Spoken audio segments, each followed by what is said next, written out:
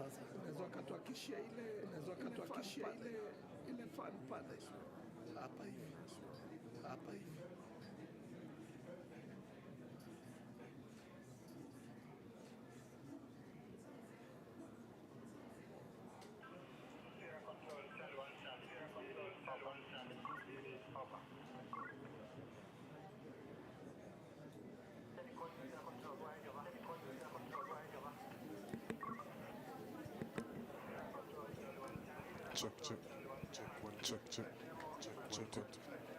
Check what?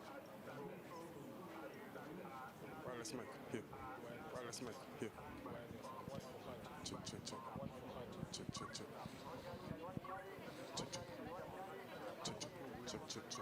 1 2 check. Equal one. Check 1 2 check 1 2 check 1 2 check 1 2 check.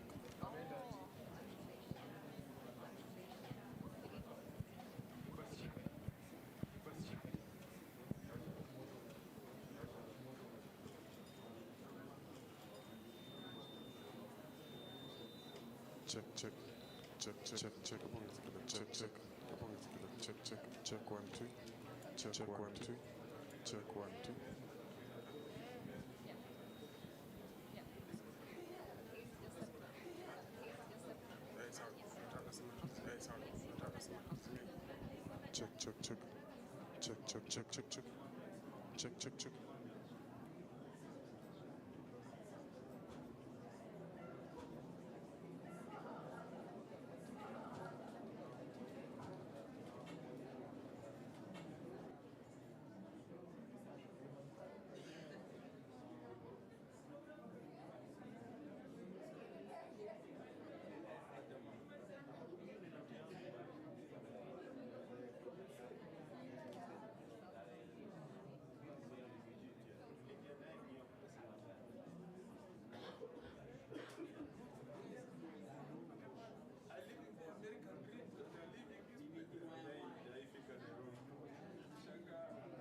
Check. Check 1 2 check 1 2 check 1 2 check 1 2 check 1 2 check 1 2. Think iko sawa. Check 1 2 check 1 2 check 1 2.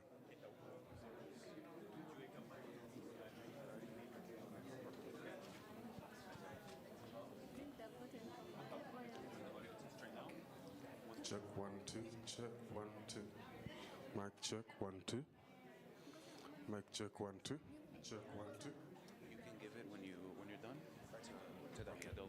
Check 1 2 check 1 2 check 1 2 check 1 2 check Arnold. Check Arnold. Ongeza hii. Check 1 2 check 1 2 check 1 2 check 1 2. Mic check 1 2. Mic check 1 2 1 2 1 2. Mic check 1 2.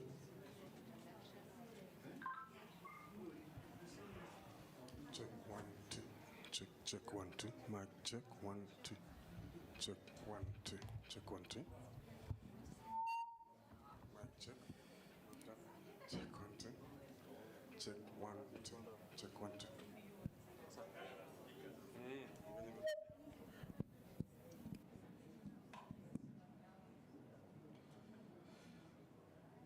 Check 1 2 check 1 2 check 1 2 check 1 2 check 1 2 check 1 2 check 1 2 check 1 2 check 1 2 check 1 2. Utaka isa chake au side nyingine? Weka.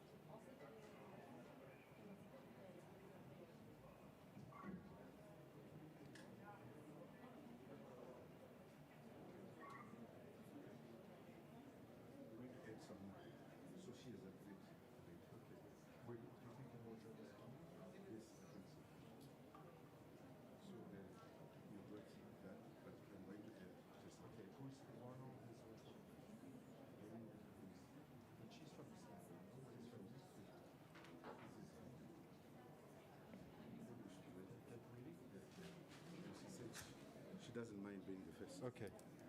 And the task person is? Daria.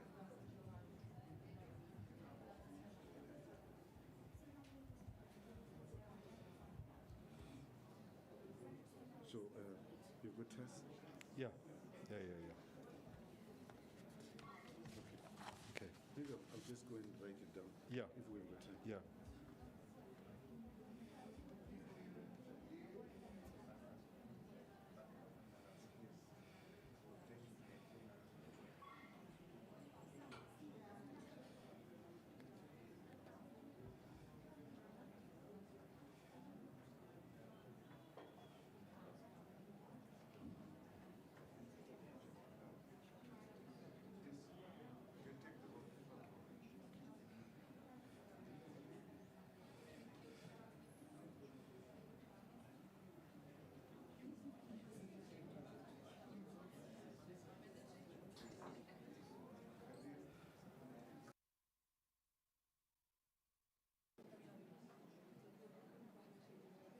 So,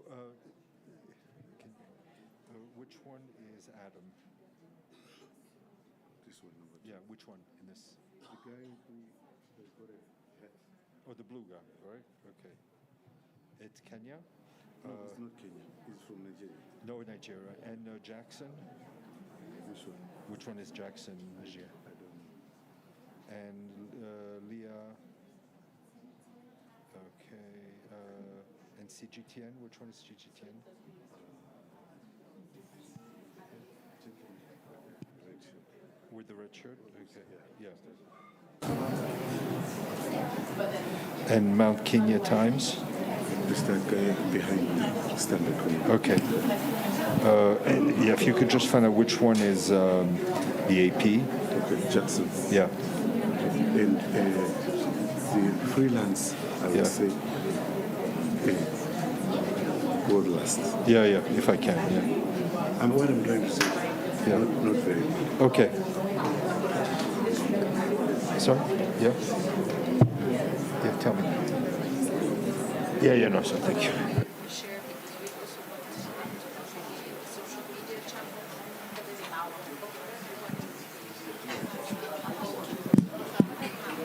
Check 1 2. Check 1 2. Check 1 check. Check 1 2.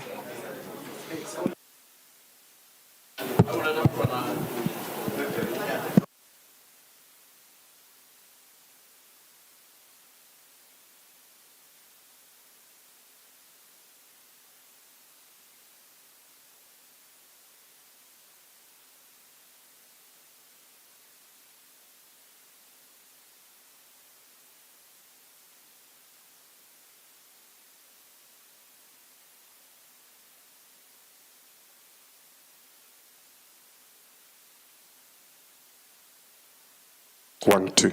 Check 1 2. Check 1 2. Check 1 2. Check 1 2. Check 1 2. Mic check 1 2 1 2.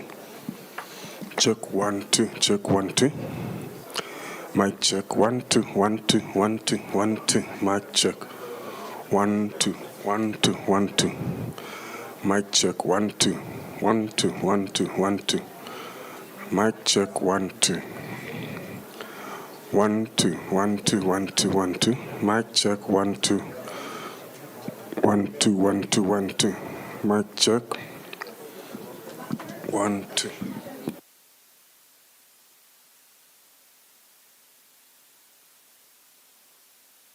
So,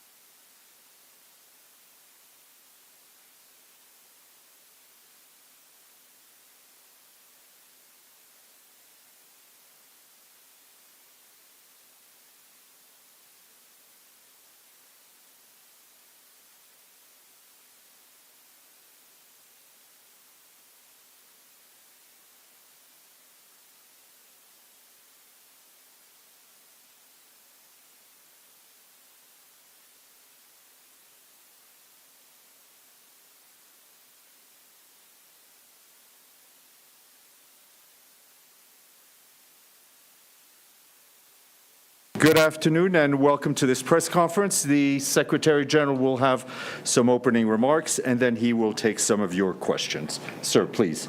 Dear members of the media, it is a pleasure to be back in Nairobi. Kenya is a critical partner of the United Nations. Oh, it's not working. Okay. Dear members of the media, it is a pleasure to be back in Nairobi. Kenya is a critical partner of the United Nations, a powerful force on the global stage, and a pioneer of peace regionally and internationally. I'm particularly grateful to Kenya for agreeing to lead international efforts to quell the violence in Haiti. But this visit comes at a very difficult time for the country. I extend my deepest condolences to all those affected by the devastating floods that have swept through Kenya and neighboring countries. The United Nations stands in solidarity with the Kenyan people. And we will continue working hand in hand to support government relief efforts in any way that we can. Dear members of the media, I'm here for the United Nations Civil Society Conference focused on September's Summit of the Future in New York. Civil society is central to the summit's aims, advancing sustainable development, unlocking finance, and reshaping multilateralism for the 21st century.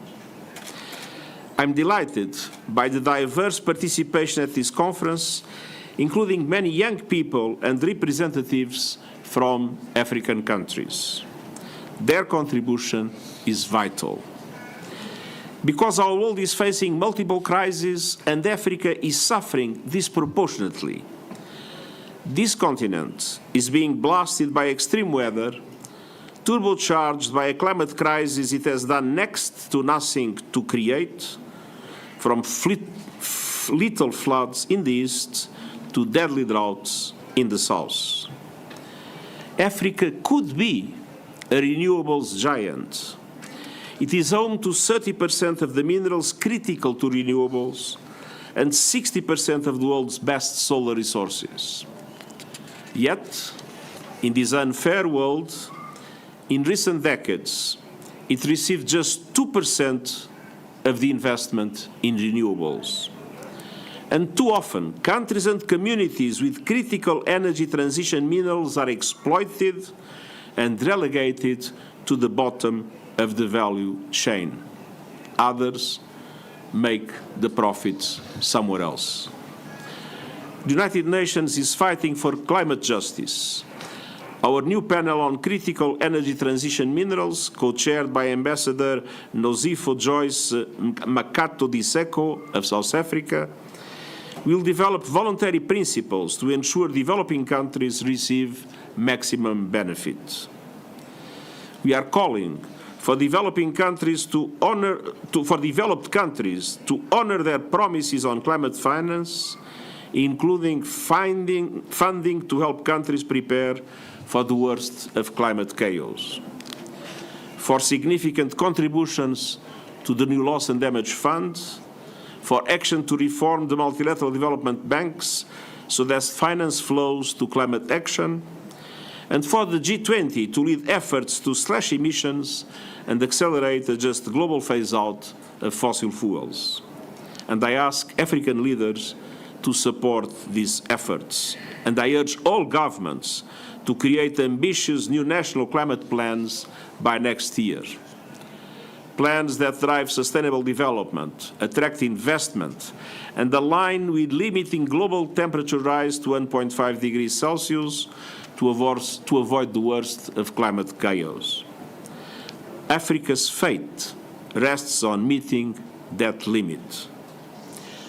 Dear members of the media, conflicts are raging around the world, causing enormous pain and suffering. The fate of Palestinians, Israelis, and the entire region hangs on the balance. I reiterate my appeal for the government of Israel and the leadership of Hamas to demonstrate political courage and spare no effort to reach agreement to stop the bloodshed and to free the hostages. The situation in Rafah is on a knife's edge as airstrikes continue throughout southern Gaza. Over 1 million Palestinians, half of whom are children, have crowded in the Rafah governorate for shelter. We are actively engaged with all involved for the resumption of the entry of life-saving supplies, including desperately needed fuel, through Rafah and Kerem Shalom crossings. Meanwhile, our health partners tell us that all the key medical facilities in Rafah could soon become inaccessible or inoperable, including the only dialysis department still operating in Gaza. Around 100,000 Palestinians are moving north from Rafah, yet humanitarian partners have no tents or food stores left in South Gaza. A massive ground attack in Rafah would lead to an epic humanitarian disaster and pull the plug on our efforts to support people as famine looms. International humanitarian law is unequivocal. Civilians must be protected. In particular, vulnerable people unable to relocate from active fighting must be protected wherever they seek shelter. Pregnant women, children, the injured, the sick, and other people and people with disabilities. Older people and people with disabilities. International humanitarian law is a must. It must be respected by all parties. And of course, what happens in Gaza has profound repercussions in the occupied West Bank, where we see a deeply disturbing spike in settler violence, excessive use of force by the Israeli Defense Force, demolitions and evictions. All of this speaks to the need for the international community to speak with one voice for an immediate humanitarian ceasefire in Gaza, the immediate and unconditional release of all hostages, and the massive surge in life-saving aid. Dear members of the media, the conflicts raging on the African continent are tearing lives and communities apart. The United Nations fully supports the African Union's work to silence the guns. We are ready to cooperate and mobilize the international community to support peace from the Sahel to the Horn of Africa, the Great Lakes, and beyond. I am particularly concerned about the ongoing war in Sudan, where we are witnessing indiscriminate attacks against civilians, grotesque sexual violence against women and girls, and humanitarians blocked, attacked, and killed. Close to 9 million people have fled their homes. And the World Food Programme warns that the window of time to prevent starvation in Darfur is closing rapidly. Violent clashes in El Fasher are preventing aid getting through. An attack on the city would have devastating consequences for civilians and would likely see the conflict tear across Darfur. I'm also very concerned by reports of escalating violence in North and South Kordofan and Al Jazeera states. I call on all parties to abide by international humanitarian law, protect civilians, and facilitate full and unrestricted humanitarian access. Ultimately, we know that there is no military solution to this conflict. We need an urgent, coordinated international effort to deliver a political process that can get Sudan back on track. I welcome the steps taken to end the conflict, including efforts by the Intergovernmental Authority on Development, IGAD, the African Union, the League of Arab States, and through the Jeddah process. The United Nations, particularly my personal envoy, Ramtan Lamamra, will continue working closely with all parties to advance coordinated efforts towards an inclusive and lasting peace.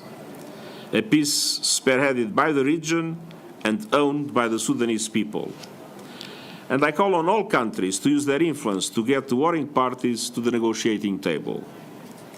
Members of the media, the crises we face demand international solutions. The United Nations will never stop fighting to deliver for Africa and for all humanity, and I thank you. Thank you very much, sir. We'll take the first question from the Standard. Yes, please, if you give the mic, if you could raise your hand here. Thank you.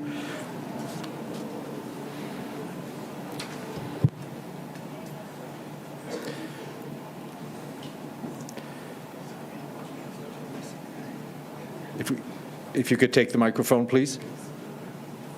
That's all right. Maybe just speak. If it doesn't work, just speak without it. That's fine. Just speak loudly, please.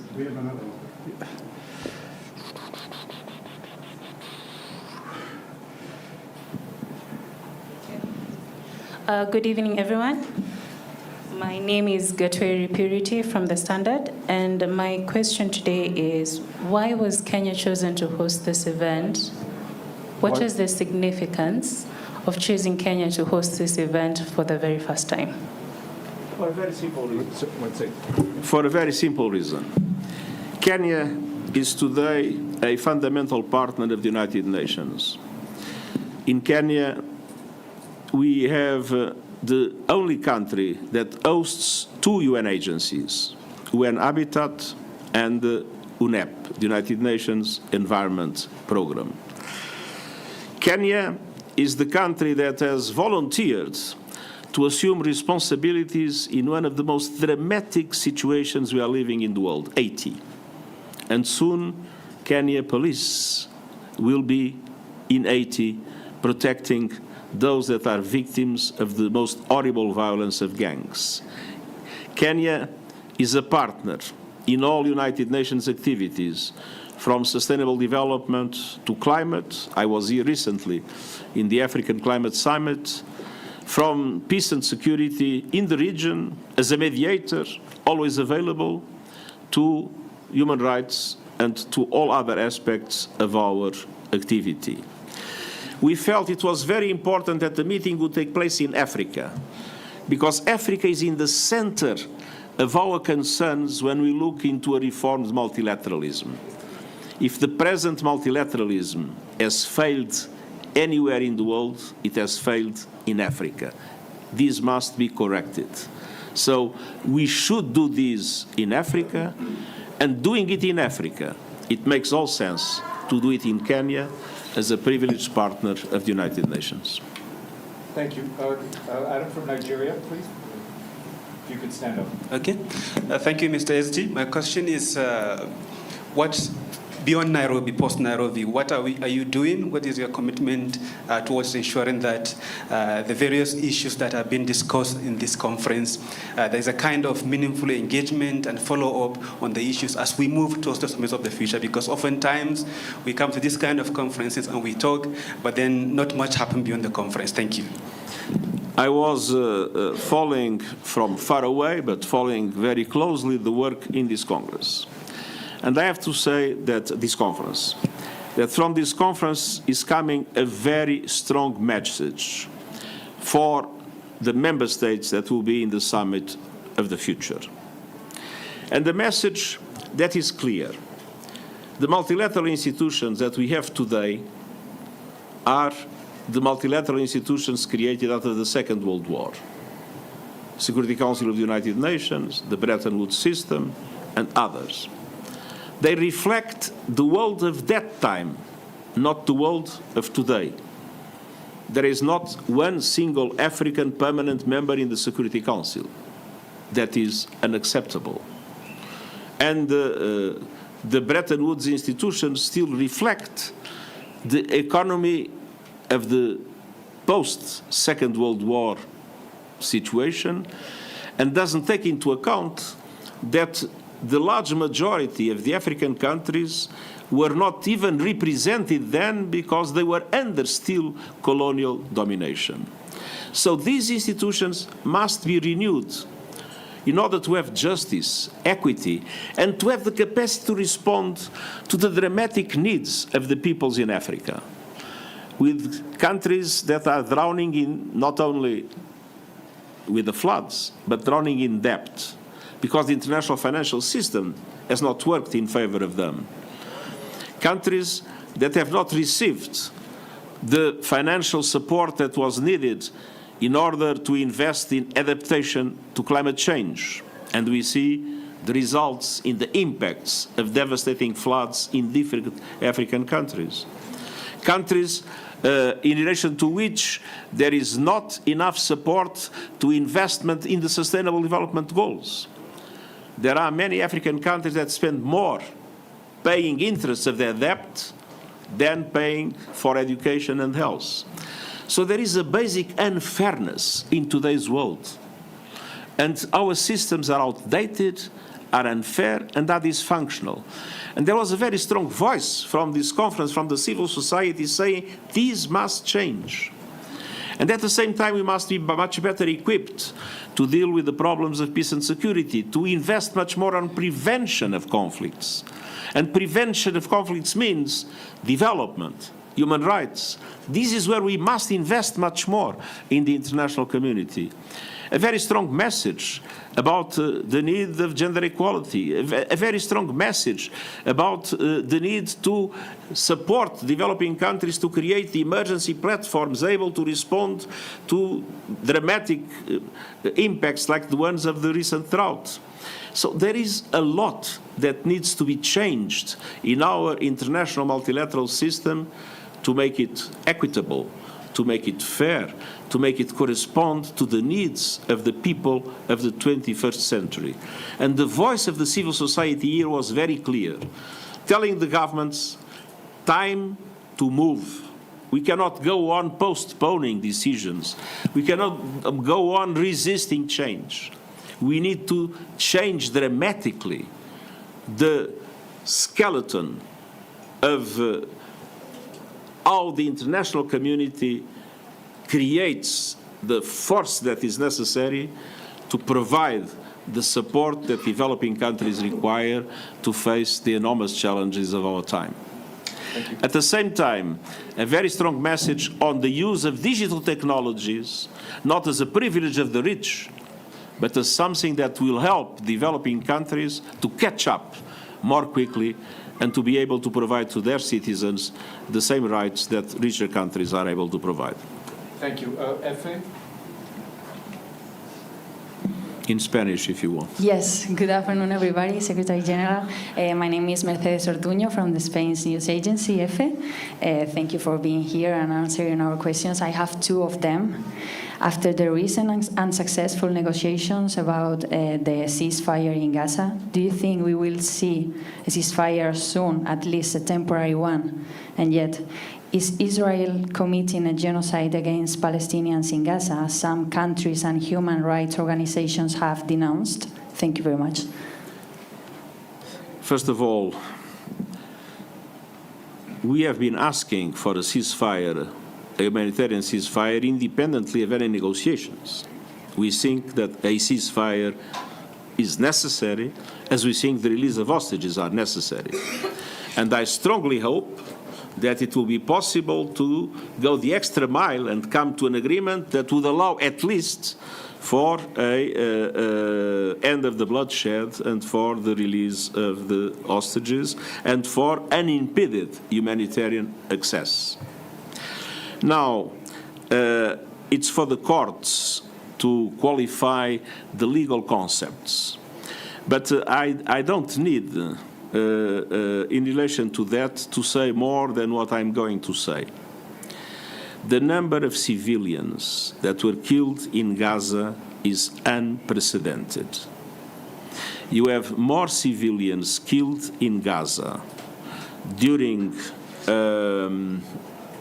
a few months than the civilians, much more than the double, than the civilians killed after the Russian invasion of the Ukraine in more than 2 years.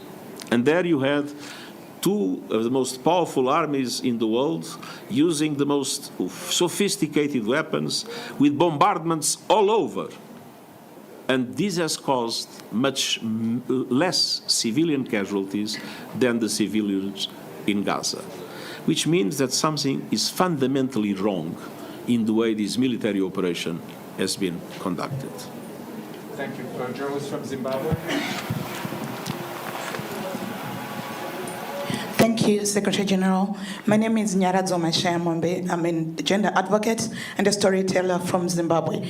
My question is pertaining to the outcomes of the civil society conference with the feminist lens.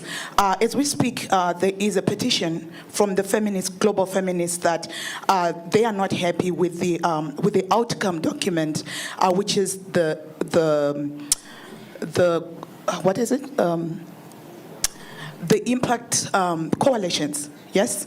As we move forward, the impact coalitions, they believe that they may not be as inclusive, they are not acknowledging what is already existing, the structures that have been existing, they may not be as inclusive, as I mentioned, for everyone. So I don't know what you think about that. Is there a room to relook as the women are speaking out? Thank you. The civil society is by nature diverse. This conference is not a conference in which we believe it would be possible that all members of the civil society would think exactly the same about all issues that are on the table. So it's natural that different opinions exist in relation to several issues. But I must say that beyond the questions that you raised and others of the same nature, there was a fundamental movement in this civil society gathering, a fundamental movement claiming for justice and equity in the world, and for reforms of the international system to provide that justice and equity in the world. So I fully respect that in some aspects there are differences of opinion. We will take all into account, but we are extremely encouraged by the very dynamic contribution that the civil society is giving in this conference. Thank you. Gentleman in the blue shirt, blue jacket here. Thank you very much, Secretary General. My name is Njoroge Wanjegi from the Mount Kenya Times. From the Mount Kenya Times. And my question for you is in light of the Leave Nobody Behind. In light of Leave Nobody Behind. Leave no one behind. Leave no one behind. And the question is, what's your assurance to the being left behind African nations where over 690 million people do not have access to water and sanitation, and 453 are living below the poverty line, and there is speculation that gender equity could take about 300 years? Thank you. Well, I cannot give you the assurance that I will solve that problem because I have not the power to solve that problem.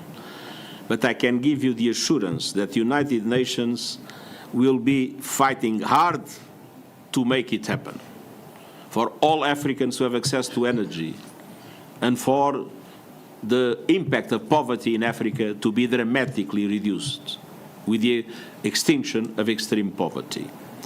And that is the reason why we committed to the Sustainable Development Goals.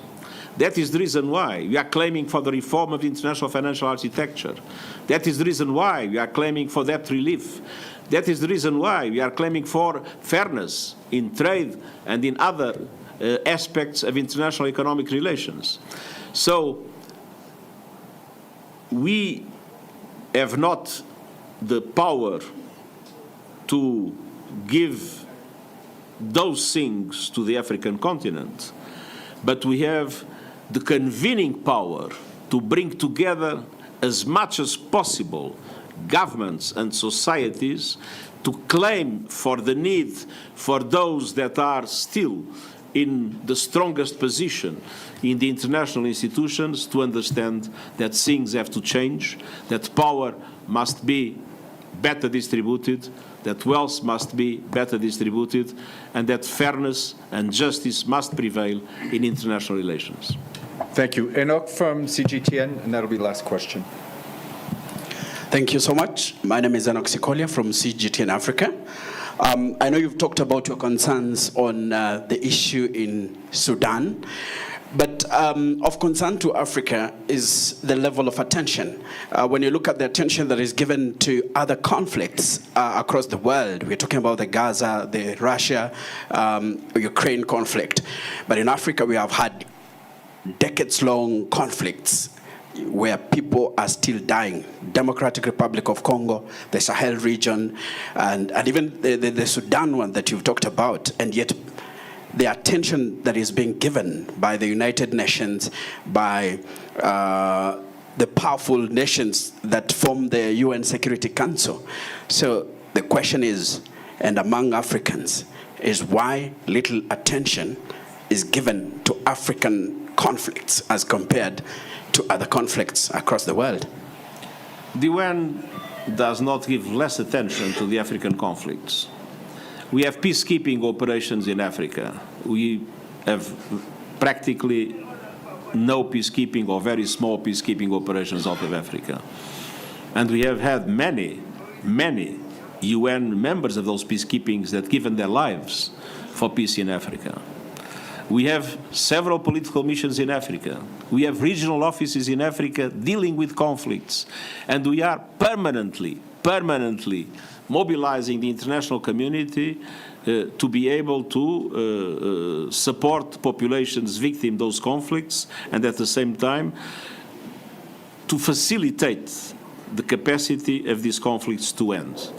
Let's be honest, many of the conflicts are not only responsibility of the Africans, many of the conflicts are also responsibility of those that from outside Africa have a negative influence in the way things are moving. And if you look at several of the situations that you mentioned, you recognize that that is true.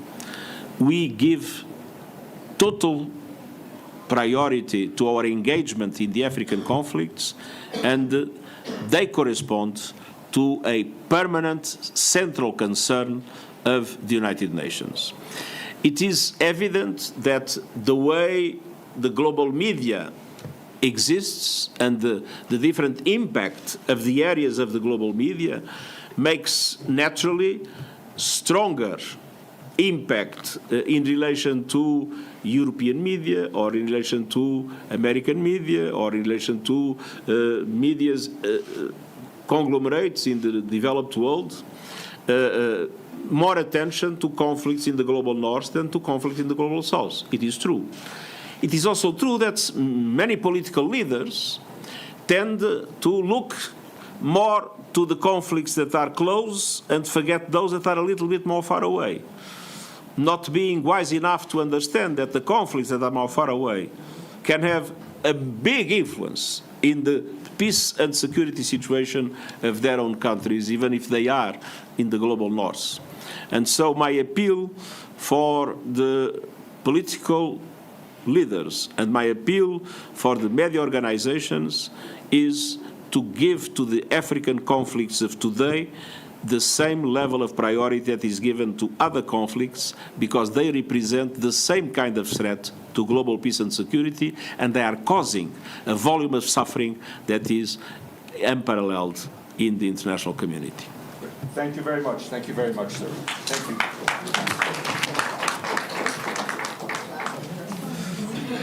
Thank you very much. All the best. Very often we get an applause at a press conference. Not very often we get an applause after a press conference. You're North Korean.